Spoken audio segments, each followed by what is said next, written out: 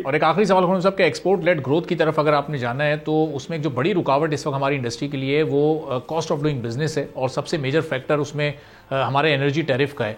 इस पर अब क्या प्लान और क्या स्ट्रेटेजी आगे गवर्नमेंट की कि इसको कैसे आसान करना है हमारी इंडस्ट्री के लिए?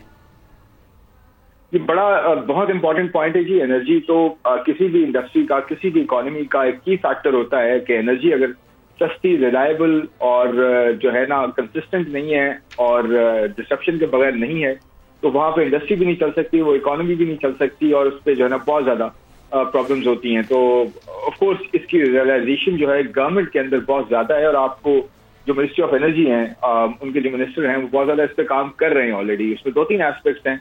उसमें जो है चाइनीज गवर्नमेंट के साथ, चाइनीज आईटीवीज के साथ भी बात चल रही है, उन्होंने ऑलरेडी ये बताया भी है। लोकल आईटीवीज के साथ बात चल रही है, कुछ सेविंग्स आ भी रही हैं। आई थिंक कुछ 400 अरब से ज्यादा की जो सेविंग की बात हो रही है पर ईयर, जो कि ये कॉन्ट्रैक्ट रिवाइज हो रहे हैं।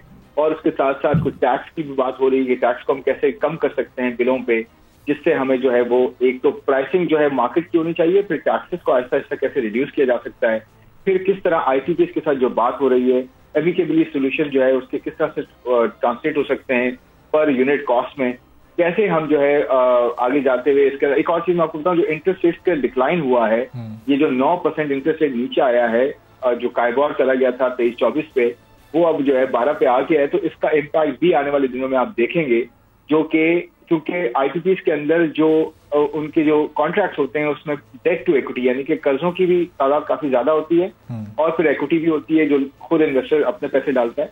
तो इसमें जो कर्जों की तादाद काफी ज्यादा है तो कर्जों का रेट कम हो गया है, तो इसका इम्पैक्ट भी आना चाहिए एनर्जी प्राइसेस पर। मुझे लगता है कि आने वाले दिनों में 3 बड़े फैक्टर्स होते हैं ना, आपको पता है हम ये बात करते हैं कि इंटरेस्ट कॉस्ट, जो कॉस्ट ऑफ कैपिटल है, फिर आपकी एनर्जी कॉस्ट है, फिर टैक्सेस हैं। तो इंटरेस्ट कॉस्ट काफी हद तक नीचे आ गई, अफोर्डेबल हो गई है। सेकेंडली इसका इम्पैक्ट आएगा एनर्जी के टैरिफ्स पे भी होपफुली। और अच्छी बात यह है कि ग्लोबल मार्केट में जो ऑयल प्राइसेस है वो बढ़ नहीं रही है बहुत ज्यादा, एक सर्टन लेवल पे है और थोड़ी नीचे भी आई थी कुछ महीनों पहले, तो उसका इम्पैक्ट भी एक फॉलो थ्रू होगा। तो मुझे लगता है आने वाले 3-4-5 महीनों में एक्सपोर्ट्स, इंडस्ट्रियलाइजेशन, इन्वेस्टमेंट ये आहिस्ता आहिस्ता इंशाल्लाह शुरू होंगे और नजर भी आ रहा है कॉन्फिडेंस बहाल हुआ। पहला कॉन्फिडेंस बहाल होता है फिर एक फॉलो थ्रू होता है इन्वेस्टमेंट के साथ। तो आई एम श्योर कि कॉस्ट ऑफ डूइंग बिजनेस जो है हम नीचे कर पाएंगे इंशाल्लाह और एक अच्छा एनवायरनमेंट देंगे इन्वेस्टर्स। सब्सक्राइब करें और बेल दबाएं ताकि कोई खबर रह न जाए।